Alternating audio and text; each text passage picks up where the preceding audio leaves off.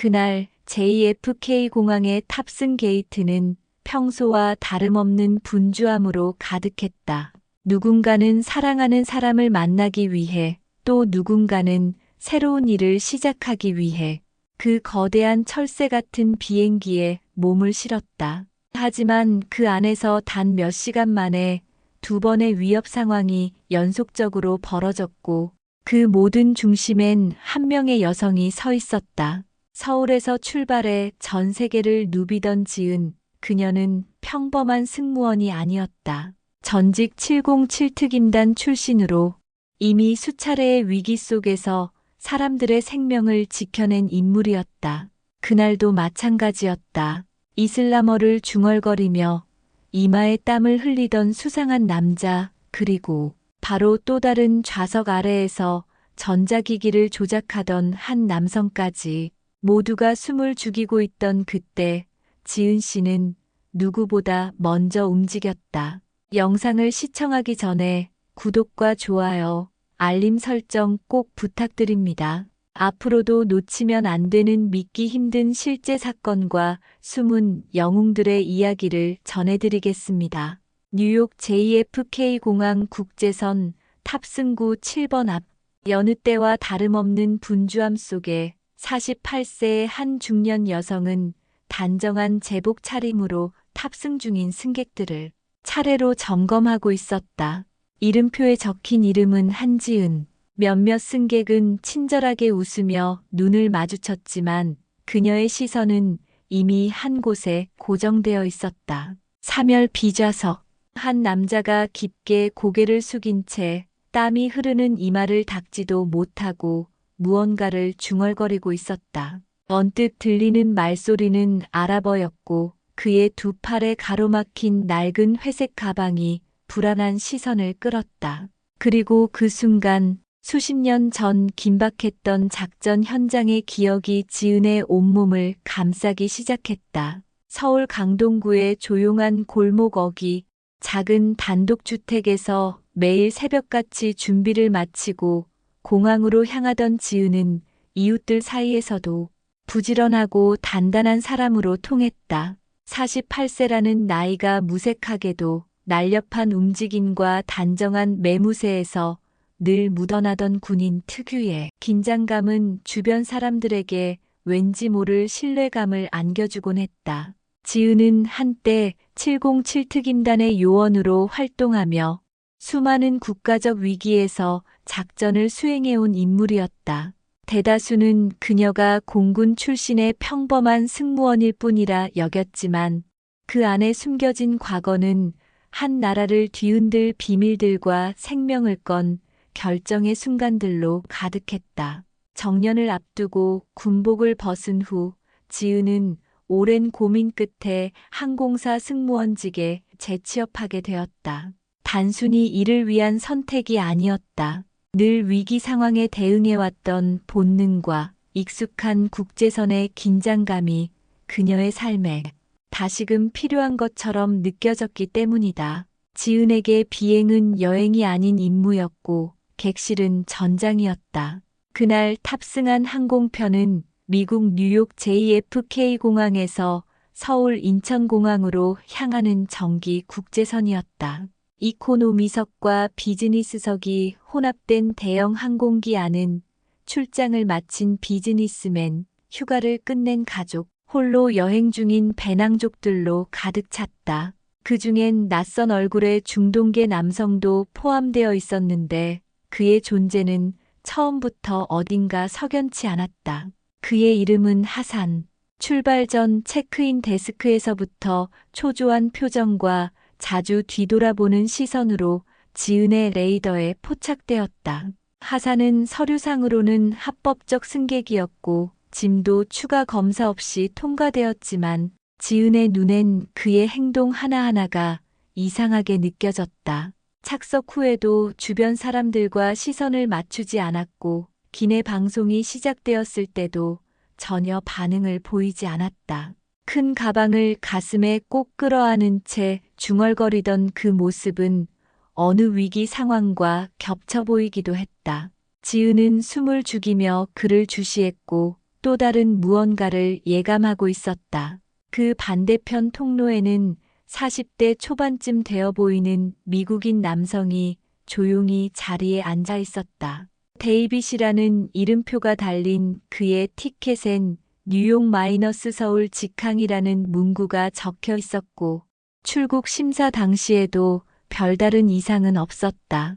그는 깔끔한 정장 차림에 단정한 짐 하나만을 들고 있었고 회사 출장을 마치고 귀국 중이라는 설명은 그의 행동과 외모에서 충분히 신뢰를 주었다. 그러나 그의 무릎 및 좌석 사이의 공간엔 낯선 기계 장치가 깔려 있었고 그것은 눈에 띄지 않게 은밀히 조작되고 있었다.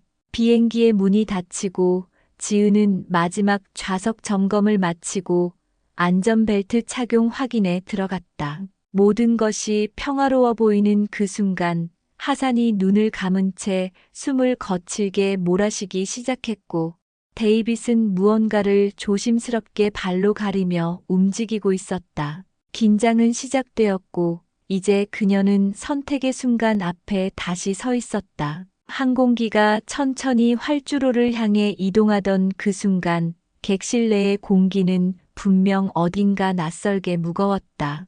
통상적인 이륙전에 들뜬 분위기와는 달리 정적은 묘하게 길게 이어졌다. 그 정적 속에서 지은은 다시금 하산의 움직임을 관찰하기 시작했다. 그의 어깨는 미세하게 떨리고 있었고 두 손은 더욱 강하게 가방을 끌어안고 있었다. 무릎 위에 놓인 회색 천가방은 형태가 흐릿해 내부가 전혀 보이지 않았다. 표면은 낡아 있었지만 어느 한 부분에서도 터질 듯한 부피나 금속류 특유의 형상은 느껴지지 않았다. 그러나 그의 동공은 분명히 흔들리고 있었다. 마치 무언가를 결심한 사람처럼 지은은 가만히 주변 동료 승무원과 눈을 맞췄다. 말을 하지 않아도 통했다. 손에 든 비상용 수첩을 천천히 열어 암호 메시지를 기장 쪽으로 보낼 준비를 했다. 평상시라면 단순한 불안 증세로 판단할 수 있었지만 그날은 달랐다. 하산은 단지 긴장된 여행객이 아닌 것 같았다. 그의 시선은 반복적으로 객실 천장의 송풍구와 조명 장치를 확인하고 있었고 시계가 없는 손목을 들여다보는 행동도 여러 번 반복되었다. 그리고 이 모든 불안 요소에 불을 붙인 것은 그의 입술에서 새어나온 한 문장이었다. 또렷하진 않았지만 명확히 들려온 한 단어가 지은 씨의 가슴을 철렁이게 만들었다. 그 단어는 과거 작전 중 여러 차례 듣던 위협 전 경고로 쓰이던 아랍어 단어였다. 비록 문맥은 분명치 않았지만 그것 하나만으로도 그녀의 판단을 흐릴 수는 없었다.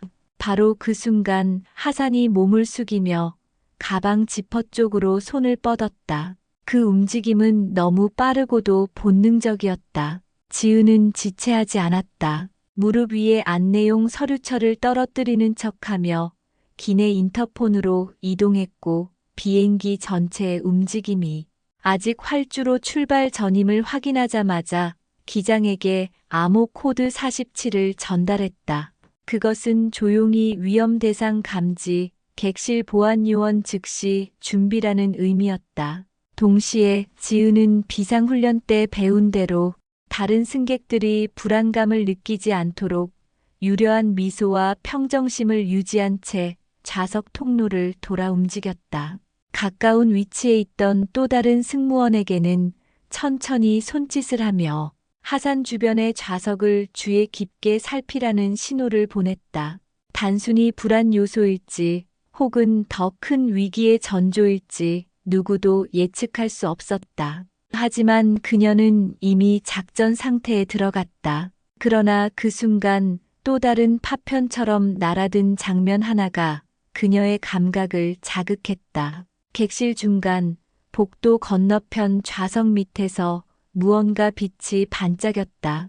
자세히 들여다보진 못했지만 손가락 끝으로 조작 중인 작은 기기가 데이빗의 발밑에서 포착되었던 것이다. 그의 동작은 섬세하고 조심스러웠지만 반복적으로 무언가를 눌렀다 놓는 손끝의 감각은 무선 장비나 리모컨에 익숙한 사람의 손길 같았다. 이중 위협 가능성. 상황은 이제 예측을 넘어 긴박한 전개로 흐르고 있었다. 지은의 발걸음은 차분했지만 속에서는 이미 전투 태세가 작동하고 있었다. 하산과 데이빗 두 명 모두 일반 승객처럼 보이지만 이상 징후는 충분했다. 문제는 지금 이 순간 누구도 확실한 증거를 잡지 못한 상태라는 점이었다. 한쪽을 제지하는 순간 다른 한쪽이 움직일 수도 있다는 최악의 시나리오가 머릿속에서 그려졌다. 전 세계적으로 공항 보안은 강화되었고 승객에 대한 무리한 제지는 언론의 집중 포화를 받을 수 있다. 그러나 생명과 안전 앞에서 그녀는 결코 타협할 수 없었다. 우선순위를 판단해야 했다. 가방을 품에 안고 중얼거리는 하산, 그리고 좌석 및 무언가를 은밀하게 조작하는 데이빗. 직감은 두 사람 모두를 포기할 수 없다고 말하고 있었다. 다만 먼저 움직인 쪽은 하산이었다. 그의 손끝이 천천히 가방의 지퍼를 잡고 위로 끌어올리는 순간 지은은 숨을 멈추었다. 단 0.5초도 채 걸리지 않은 반응이었다. 그녀는 가장 가까운 승객을 향해 다가가는 척하며 슬쩍 몸을 낮췄고 이어 몸을 틀어 하산의 손등 위로 자신의 손을 올렸다. 그녀는 눈을 마주치지 않은 채 안내 방송을 들려주는 척했다. 승객 여러분, 이륙 전 안전수칙을 다시 한번 알려드립니다. 가방은 반드시 머리 위 선반이나 앞 좌석 아래에 보관해주세요. 익숙한 어투와 조용한 미소, 그러나 그녀의 손은 단단하게 하산의 손을 제지하고 있었다. 하산 씨는 놀란 듯 그녀를 바라보았지만 지은 씨는 시선을 피한 채 손을 천천히 그의 무릎 아래로 유도하며 가방을 놓게 했다. 이 모든 동작은 마치 친절한 안내처럼 보였지만 기내 보안 요원들은 이미 출입구 근처에서 대기 중이었다. 기장은 활주로 진입을 지연시키는 핑계를 대며 관제탑에 경고 신호를 보냈고 그 사이 두 명의 보안 요원이 객실 입구를 막으며 승무원들이 동선을 확보했다. 기내는 아직 아무것도 모르는 평화로운 공기 속에 잠겨 있었지만 일부 승객들은 그녀의 조심스러운 움직임에 미묘한 불안을 느끼기 시작했다. 그러나 문제는 끝나지 않았다. 하산의 동작이 제지되면서 데이빗이 움직임이 활발해졌다. 그는 발끝으로 자신의 가방을 살짝 끌어당긴 뒤 그 안에서 또 다른 장치를 꺼내듯 손을 집어넣고 있었다. 그의 표정은 차분했지만 지나치게 무표정했다. 그런 얼굴은 종종 위기의 순간 감정을 억누르는 사람들에게서 나타났다. 혹은 목적을 완수하기 직전의 사람. 지은 씨는 망설이지 않았다. 단 한 번의 기회. 그녀는 복도를 가로질러 데이빗에게 다가갔다. 표면적으로는 안내를 위한 이동처럼 보였지만 한 발 한 발이 목적 있는 침투였다. 그녀의 몸은 여전히 단정한 제복 차림이었고 얼굴에는 미소가 남아 있었지만 그 눈빛은 과거 작전 현장에서 수십 번의 생사를 넘나들던 그때와 같았다. 좌석 옆에 다다랐을 때 그녀는 손에 들고 있던 안내 브로슈어를 떨어뜨리는 척 몸을 숙였고 동시에 데이빗의 발밑 가방 손잡이를 잡았다. 그의 반응은 즉각적이었다. 손이 그녀의 팔목을 막았고 눈빛은 순식간에 흔들렸다. 그러나 그 짧은 순간 그녀는 이미 가방의 지퍼를 반쯤 열어 그 안의 구조를 확인했다. 낯선 배터리형 장치, 작은 화면, 그리고 연결된 얇은 호스. 가슴이 뛰었다. 그것이 의료 장비일지 혹은 타이머식 폭발 장치일지는 확인되지 않았지만 충분히 의심할 만한 물건이었다. 동시에 데이빗은 영어로 빠르게 무언가를 말하기 시작했다. 자신은 환자이며 이것은 당뇨 조절 장치라는 설명. 하지만 그녀는 알 수 없었다. 지금 그가 말하는 것이 진실인지 혹은 은폐인지 두 사람 모두 위협일 수 있고 또 아닐 수도 있는 상황. 그러나 누군가는 판단을 내려야 했다. 지은의 이마에서 식은땀이 흘렀고 마음은 점점 혼란 속으로 빨려 들어갔다. 오랜 경험과 훈련은 그녀를 냉정하게 만들었지만 인간으로서의 고민은 피할 수 없었다. 이 순간의 결정이 수십 명의 생사를 가를 수 있다는 생각. 그것은 그녀의 내면을 서서히 압박하며 곧 다음 행동을 강제하기 시작했다. 기장의 판단으로 항공기는 활주로 진입을 멈추고 대기선상에서 멈춰섰다. 창밖엔 대형 항공기의 붉은 항행등이 점등되고 있었고 객실 안은 그 어느 때보다도 고요했지만 조용함은 불안과 의심의 다른 이름처럼 느껴졌다. 보안 요원 2명이 자연스럽게 입장했을 때도 대부분의 승객은 단순한 안전 점검으로 여겼고 일부는 아예 눈치채지도 못했다. 그러나 지은의 심장은 이제 그 어떤 엔진보다도 더 거세게 고동치고 있었다. 하사는 이미 그녀의 유도 아래 가방을 무릎 밑으로 이동시켰고 긴장을 완전히 해소하지는 못했지만 몸의 움직임은 조금 느려져 있었다. 그러나 그의 눈동자는 여전히 흔들리고 있었고 손끝은 간헐적으로 경련처럼 움츠렸다. 그러던 중 갑자기 그는 몸을 앞으로 숙이며 입술을 손등에 붙이고 숨을 가쁘게 몰아쉬기 시작했다. 그때 한 보안 요원이 그에게 다가가 가방을 천천히 열었다. 내부에는 고급스러운 천보자기에 쌓인 커다란 항아리 하나가 조심스럽게 놓여 있었다. 처음엔 화장품이나 식기처럼 보였지만 뚜껑을 열자 요원들의 표정이 굳어졌다. 안에는 하얗고 고운 뼈가루가 담겨 있었고 향수 냄새가 은은히 퍼졌다. 무언가를 깨달은 듯한 정적이 잠시 흘렀고 하사는 눈을 감고 속삭이듯 말했다. 아무도 알아들을 수 없었지만 그의 떨리는 어깨와 붉어진 눈동자는 분명 말하고 있었다. 지은은 입술을 굳게 다물며 그 자리에서 천천히 한 걸음 물러섰다. 그 가방엔 폭탄도 무기류도 없었다.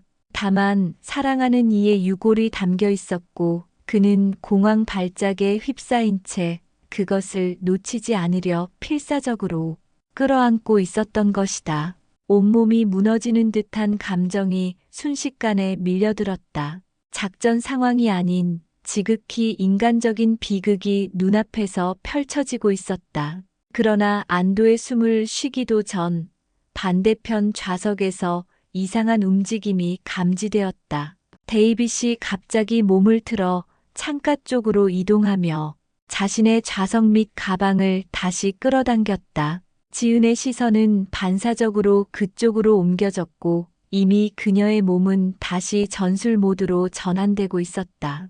방금 전 그가 주워들었던 장비 그리고 그가 했던 설명이 모두 거짓일 수도 있다는 생각이 뇌리를 스쳤다. 가방 안에서 꺼낸 장치는 마치 소형 태블릿처럼 생겼지만 한쪽 끝에 연결된 얇은 호스와 은색 캡슐이 장착된 구조는 여전히 의심을 자아냈다. 그녀는 그의 앞에 섰고 데이빗은 반사적으로 장치를 감췄다. 정적 속에서 두 사람의 시선이 마주쳤다. 한쪽은 의심했고 다른 한쪽은 억울함과 불안을 동시에 담고 있었다. 지은은 차분하게 말했다. 몸짓만으로 장치를 내려놓아 주세요라는 메시지를 전달했고 데이빗은 잠시 망설이다가 마침내 장치를 천천히 좌석 위에 올려두었다. 그녀는 장갑을 착용하고 그것을 집어들었고 자세히 들여다보는 순간 낯익은 라벨 하나가 눈에 들어왔다. 미국 의료기기 제조사의 로고 그리고 인슐린 펌프라는 단어. 그제야 그녀는 이해할 수 있었다. 데이빗은 당뇨 환자였고 그 장치는 혈당 수치를 조절하기 위한 생명 유지 장비였던 것이다. 입술이 말라붙었다. 두 손이 느리게 떨렸고 의심과 판단 사이에서 벼랑 끝까지 갔던 감정이 그대로 가슴을 찔렀다. 방금 전까지는 위험 인물로 간주되던 남자.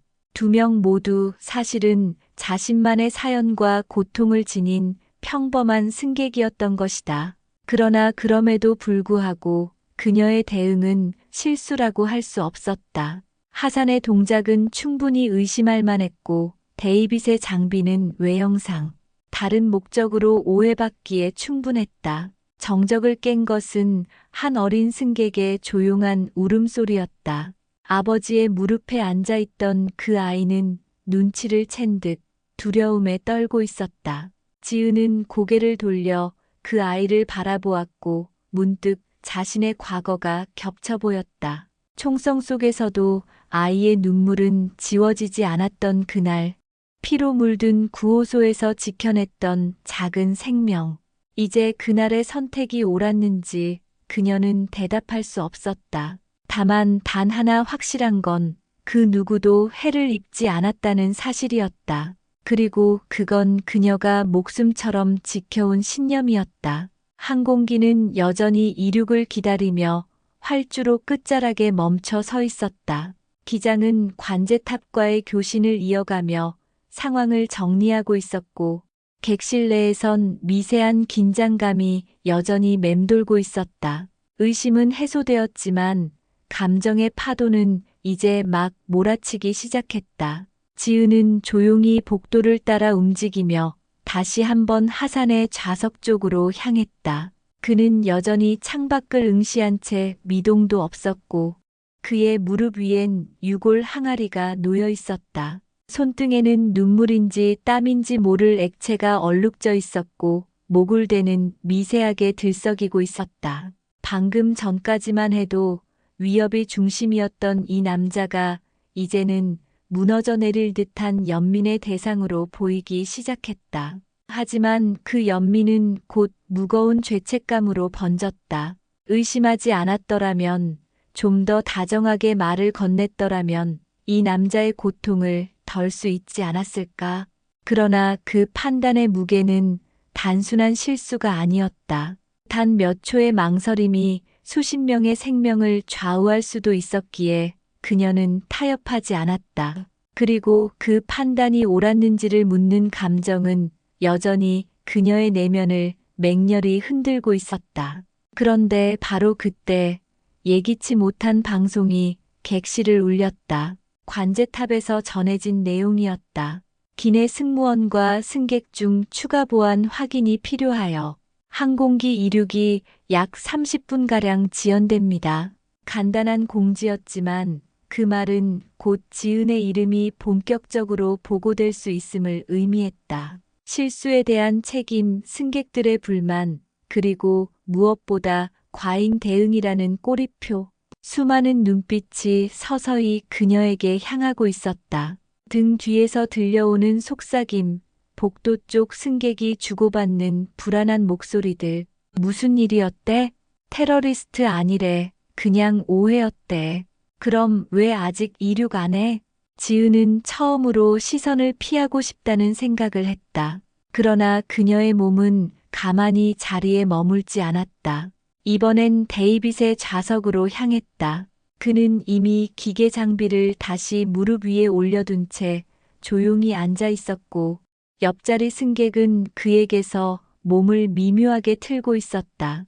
데이빗은 고개를 들었다. 그의 눈빛은 담담했지만 어딘가 지친 기색이 역력했다. 순간 지은의 뇌리에 스쳤던 단어, 편견.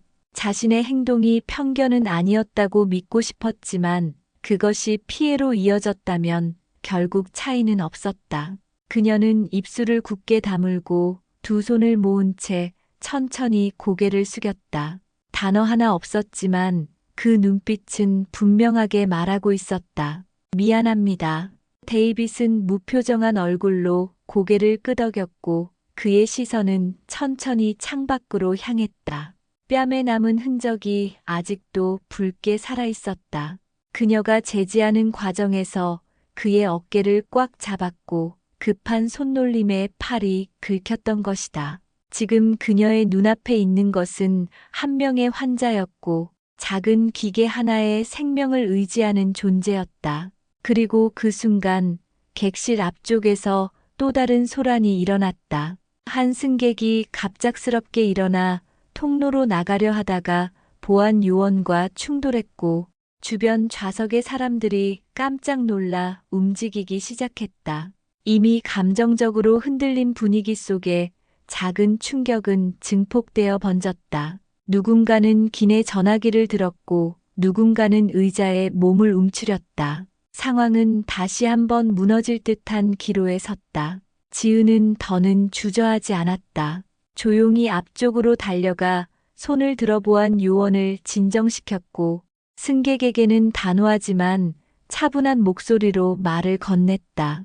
그녀는 겉으로는 침착해 보였지만 내면은 이미 혼돈의 소용돌이에 빨려들고 있었다. 모든 판단이 혼란 속에서 이뤄졌고 감정은 제어되지 않았다. 그럼에도 그녀는 서 있었다.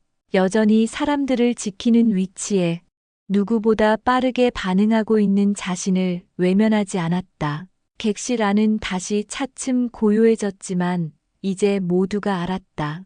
이 비행기는 단순한 여정이 아니었다. 수많은 감정과 판단, 이해와 오해가 뒤섞인 살아있는 인간들의 무대였다. 하늘 위로 떠오르기 전 인간의 내면은 가장 깊은 심연을 통과해야만 했다. 그 시간, 그 공간 속에서 지은은 누구보다도 혼란스러웠다. 직업인으로서의 자부심, 과거 작전에서 쌓아온 판단력, 그리고 무엇보다도 생명을 지키고자 했던 본능이 지금은 하나의 무게로 가슴을 짓눌렀다. 누군가는 그녀를 지나치게 민감했던 사람이라 부를지도 몰랐다. 누군가는 생명을 구한 영웅이라 할지도 몰랐다. 그러나 그 어떤 말보다 잔인했던 것은 그녀 스스로가 느끼고 있는 혼란이었다. 하산의 흐느낌이 여전히 가슴을 찔렀다. 뿌연 시선으로 창밖만 바라보던 그 남자는 단지 사랑하는 사람의 유골과 마지막 여행을 떠나는 중이었다. 아무에게도 방해받지 않고 조용히 울기만 하고 싶었던 사람. 하지만 그가 받은 것은 냉랭한 시선과 의심, 그리고 제압당한 굴욕이었다. 지은은 가방을 천천히 그의 발밑으로 다시 밀어넣으며 모굴대를 넘기는 치마나 삼키지 못하고 가슴 깊은 곳에서 올라오는 미안함을 억눌렀다.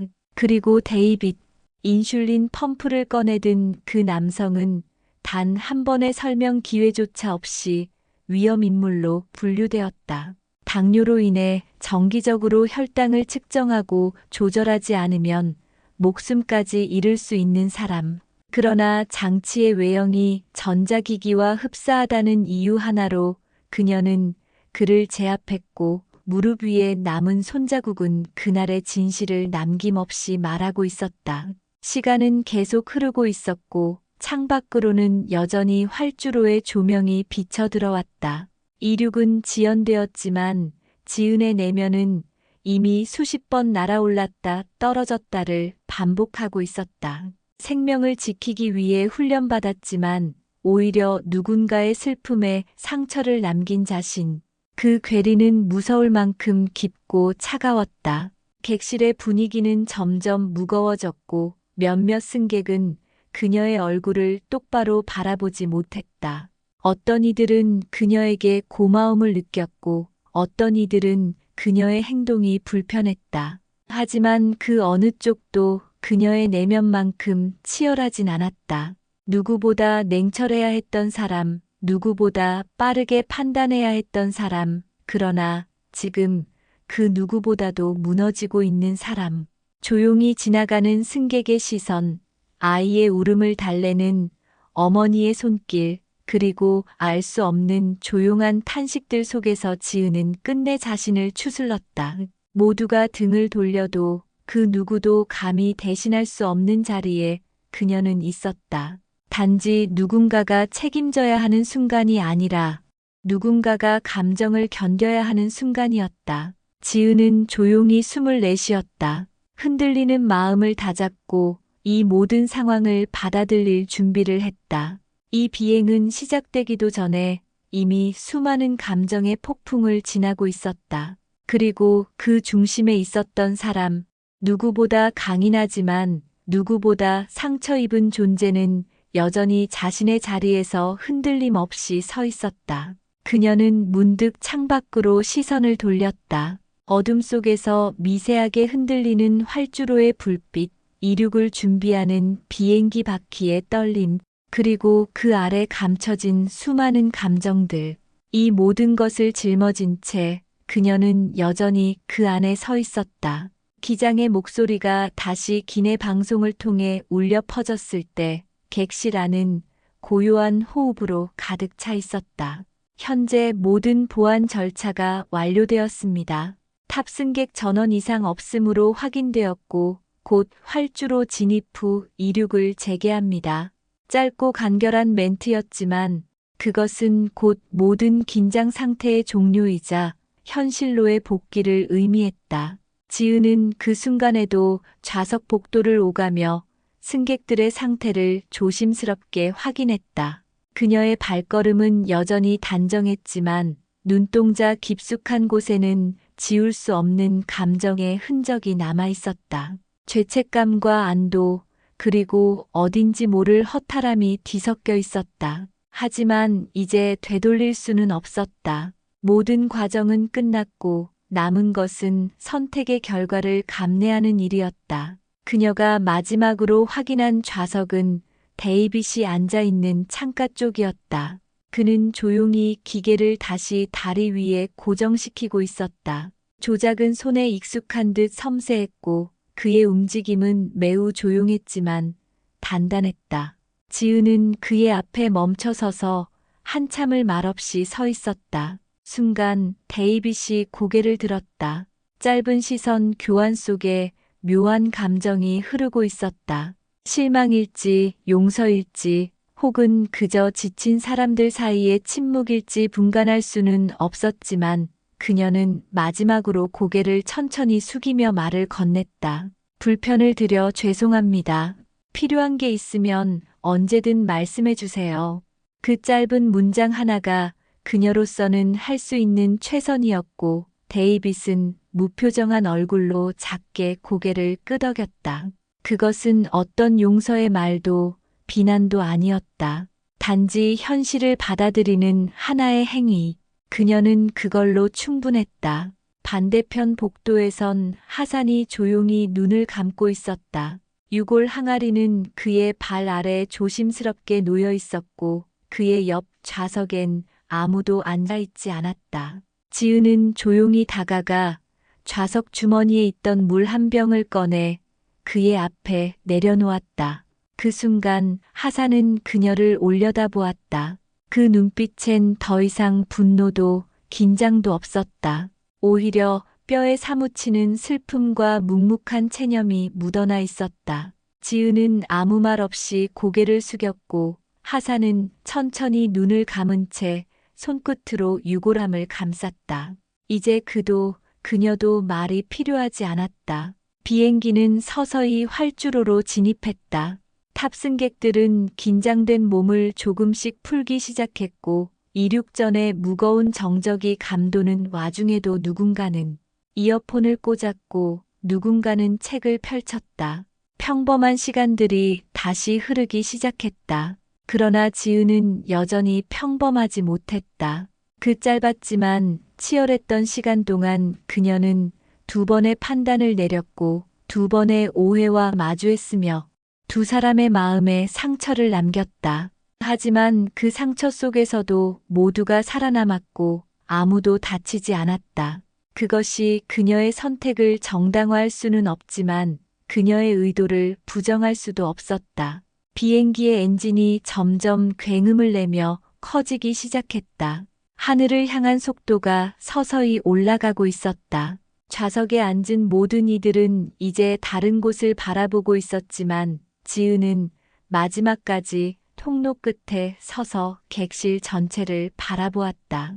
이 작은 공간 안에서 벌어진 모든 사건과 감정, 그리고 그로 인한 여운들이 아직도 곳곳에 남아있는 듯 느껴졌다. 그리고 그 순간 기체가 떠오르기 직전의 찰나, 지은은 조용히 허리를 굽혀 벨트를 메고 창밖 어둠을 뚫고 번져가는 전멸등을 바라보았다. 그 빛 속에 담긴 건 단순한 항행이 아니었다. 살아남은 사람들, 제자리에 돌아간 감정들, 그리고 그녀 스스로가 받아들인 고독한 책임의 무게였다.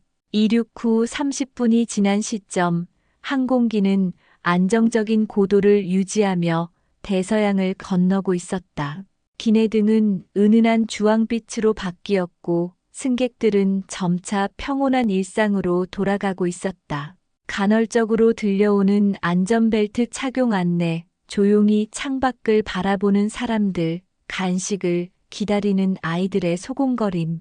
모든 것이 정상으로 돌아간 듯 보였지만 그 안에 흐르는 감정은 이전과는 전혀 다른 결을 갖고 있었다. 지은은 여전히 복도 끝에 서 있었다.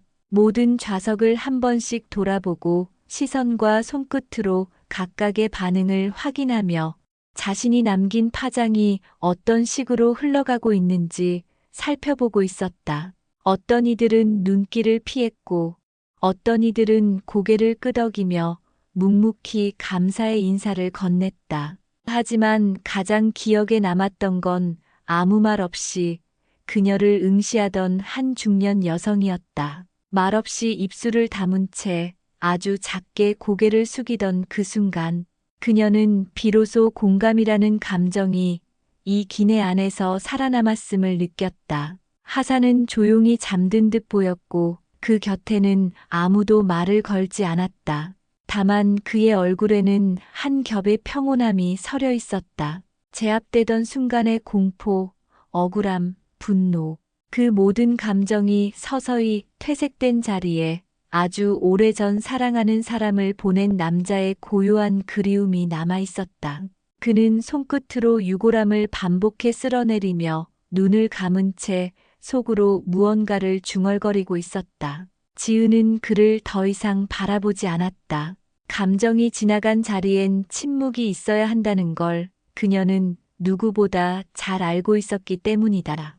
데이빗은 한동안 아무 말 없이 앉아 있다가 조심스럽게 자신의 장치를 다시 점검하기 시작했다. 기능을 하나하나 확인하며 몸에 다시 부착하는 그의 손길은 섬세하고 단정했다. 간이 혈당계를 조심스럽게 꺼내고 스스로 주사를 놓는 모습을 지켜보며 지은은 알 수 없는 울컥함을 느꼈다. 그에게는 말하지 못했지만 그녀의 아버지 또한 평생 당뇨로 투병하다가 세상을 떠났다. 그 장치는 단순한 기계가 아니었다. 살아가는 이유이자 가족과의 약속이었다. 그 순간 데이빗은 고개를 돌려 그녀를 바라보았다. 오랜 시간이 지난 후 마침내 그가 조용히 입을 열었다. 낮고 평온한 목소리로 당신은 잘못한 게 아닙니다. 그렇게 말했다. 짧은 문장이었지만 그 말은 마치 얼어붙은 내부의 따뜻한 온기를 불어넣는 듯했다. 그녀는 반사적으로 미소 짓지 못했다. 다만 입술이 미세하게 떨렸고 숨이 가늘게 흔들렸다. 그것이면 충분했다. 이후 몇 시간 동안 그녀는 무릎 담요를 덮어주는 일, 승객 요청을 처리하는 일, 아이들을 달래는 일에 집중했다. 아무 일도 없었던 사람처럼. 하지만 어느 순간 그녀는 창가에 잠시 앉아 긴 한숨을 내쉬며 조용히 창밖을 바라보았다. 어둠 속에 길게 뻗은 은색 구름띠 위로 별빛이 흐르고 있었고 비행기의 작은 날개는 부서질 듯 떨리고 있었다. 그리고 그 위로 그녀의 마음도 떨리고 있었다.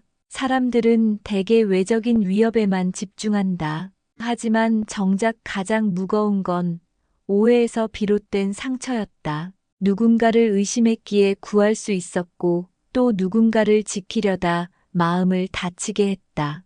판단과 오해 사이에서 사람을 구하는 일이 얼마나 잔인한가 그녀는 누구보다 잘 알고 있었다. 그럼에도 그녀는 여전히 그 자리에 있었다. 어떤 말도 필요 없는 단지 존재로서 안정을 주는 사람. 비행이 끝나면 그녀는 아마 많은 보고서를 작성해야 할 것이다. 기내 보안 조치 보고, 승객 응급 상황 대응 기록, 그리고 본사의 평가. 그러나 그 어떤 문서보다도 그녀의 가슴에 남은 건 하산의 눈물과 데이빗의 말 한마디였다. 그녀는 알 수 있었다. 이번 선택은 옳고 그름을 따지기 위한 것이 아니었다. 그 순간 누군가는 판단해야 했고, 누군가는 움직여야 했으며, 누군가는 책임져야 했다.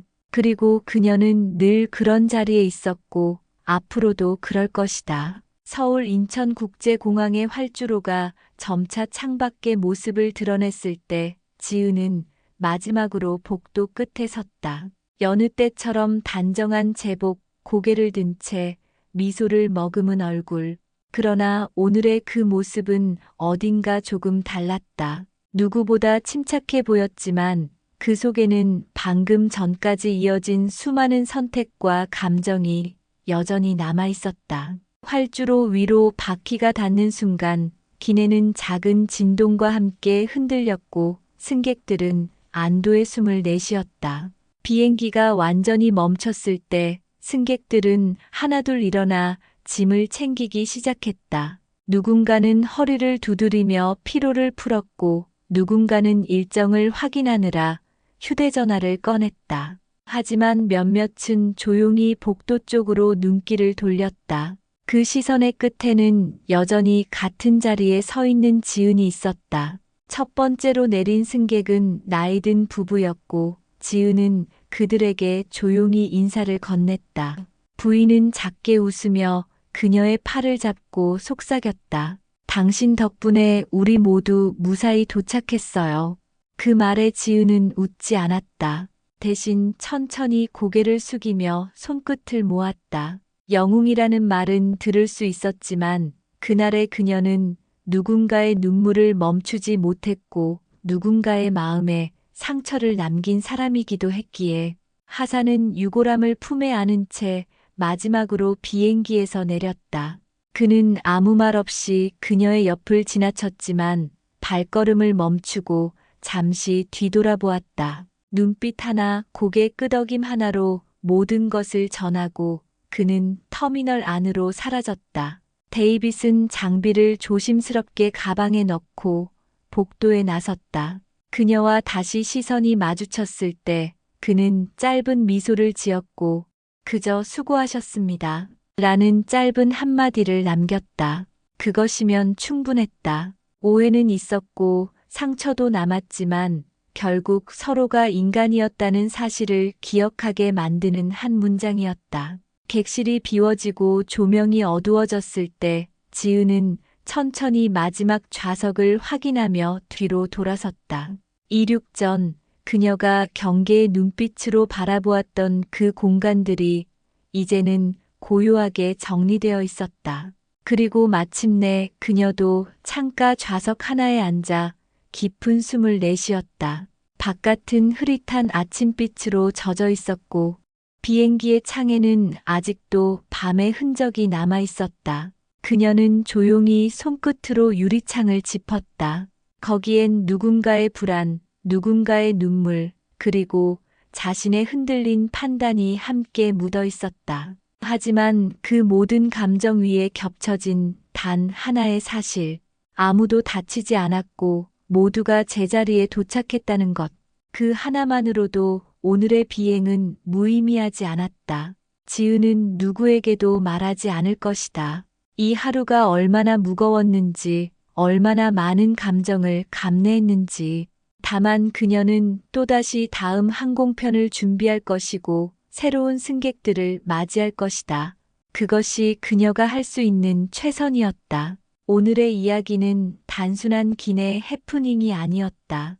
이것은 오해와 신뢰 사이, 판단과 용서 사이에서 인간이 어떤 선택을 해야 하는지에 대한 질문이자 침묵 속에서도 진심은 닿을 수 있다는 사실을 보여준 작은 기록이었다.